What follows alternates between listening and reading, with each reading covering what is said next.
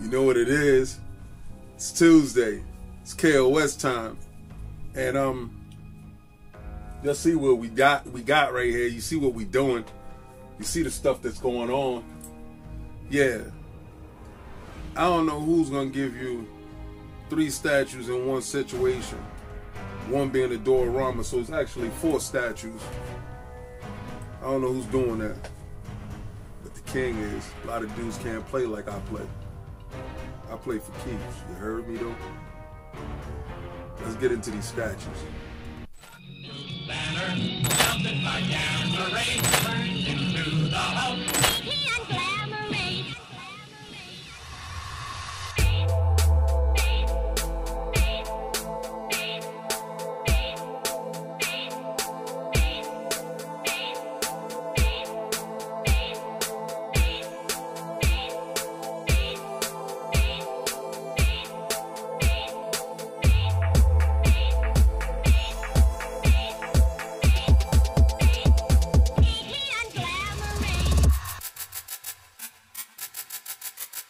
Man, the Wolverine is dope, already in my cart, been seen the scope. If I can cop one more, then I'm leaving broke. Cause when the king put me on, then a fiend awoke. I mean, welcome to the red room, Black Widow on the shelf in the bedroom. I'ma put a Spider-Man in the guest room, full size, so I hope it got headroom. I'ma show you and tell you what I know. That's a hit to the wallet from Sideshow, but it's worth all the money that I blow. I'm a statue of fishy and I though. I mean, really, what could have been better than me? Wonder Woman, gotta have her cause it mattered to me. I just copped the lantern, I'm about the green. Gon' kiss the ring before you bow to the king of these statues. That's dope. Peace and blessings. And welcome to another exciting episode of KOS. And right behind me, I have probably one of the most epic battles that is ever going to be pit inside the Marvel Universe. You know, you got Wolverine versus Sabertooth. You have Victor Creed versus Logan. And I know you dudes talk about James Howlett and all that other stuff. I'm not getting into all that stuff. I'm getting into all the pure stuff. The stuff that, before the convoluted crap that they want to force on you, before they felt like they needed to give Wolverine this wild, intricate backstory, before we needed to know exactly who Logan was, before we had to find out what was Weapon X and all that other stuff, let's get to the fact of this one was born in 1974, right? From the wonderful minds of, I believe, I forgot who was writing that Hulk issue. I forgot who made him, but I know Chris Claremont and John Byrne brought Sabertooth in. Now, little known fact, Sabertooth wasn't his original foe. Sabertooth was a psychopath, a serial killer that was hired to beat Iron Fist in Iron Fist number 10. And he wasn't even a mutant. But they later on they rewrote it that he was a mutant. And what better animal than to go up against Wolverine? Now, I've always had this Sideshow diorama right here. I've always had this Sideshow diorama. I got it very early on in my statue collecting, and I got the box. I don't have the shipper box, right? Which is really crazy. But I've always loved this fight. And I never had the pieces that finished this story, right? So this story here was started, but it was never ended, right? And what I got going on here in both bases is the depiction of this epic fight. So I've had this piece right here, and I didn't know exactly what was gonna happen. Like in these pieces, and I had other similar pieces, right? But they never depicted this fight. I had Wolverine in the snow, but he was on a perch. I had Sabertooth, and that was the XM Studio one. He was in the danger room.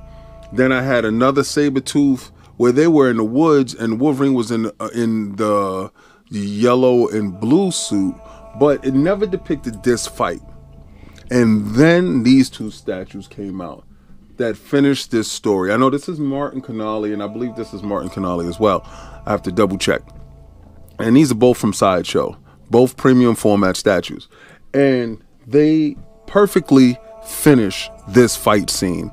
they perfectly got to where I wanted it to be.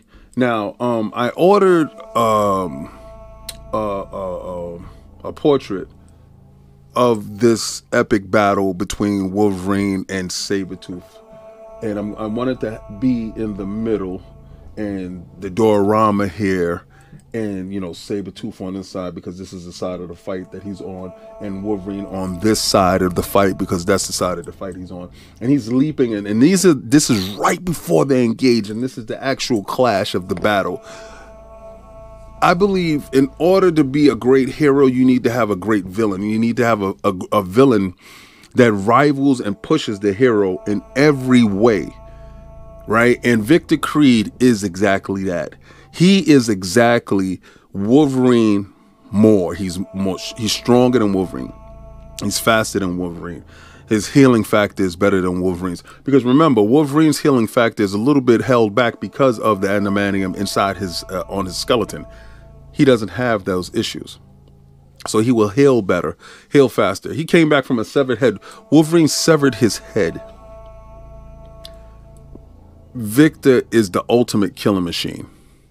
As much as we admire Wolverine for what Wolverine brings to the table and how when he goes into his berserker rage, he is a killing machine, he's unstoppable, he's ferocious, that is partly due to the antimaterium in these clothes and his skeleton. If not for those things, Victor is the superior predator at all times. So even with those things, he gives Wolverine such a fight for his money every time.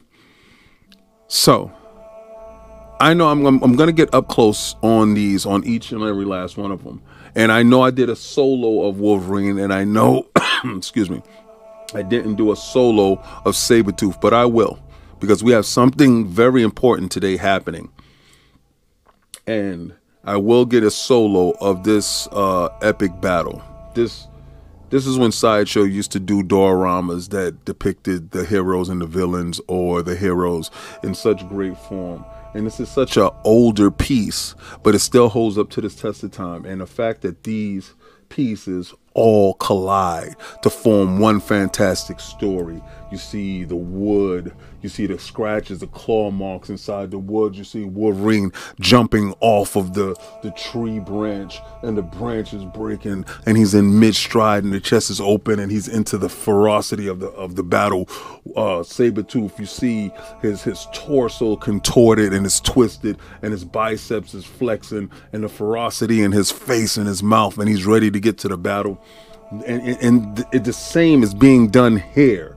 You understand? You don't lose detail even in the older piece. This is why the older piece holds up to this day. Remember, and I'm going to tell all you future collectors and all you collectors, what is old to someone else is new to you. What you love is what you love. That's how you become the king of your statues.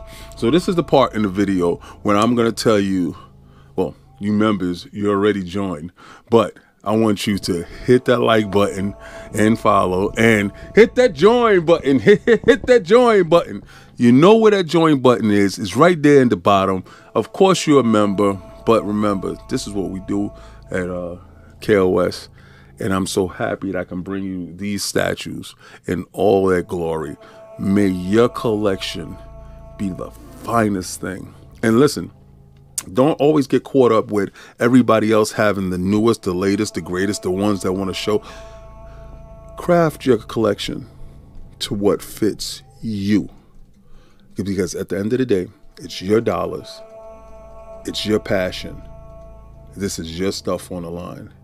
And don't measure your collection against anyone else's, because I have people and friends of mine whose collection dwarfs mine. So, with that being said, see you next week when I got something a little dark, a little sinister, and probably my greatest villain. Blessings. Peace.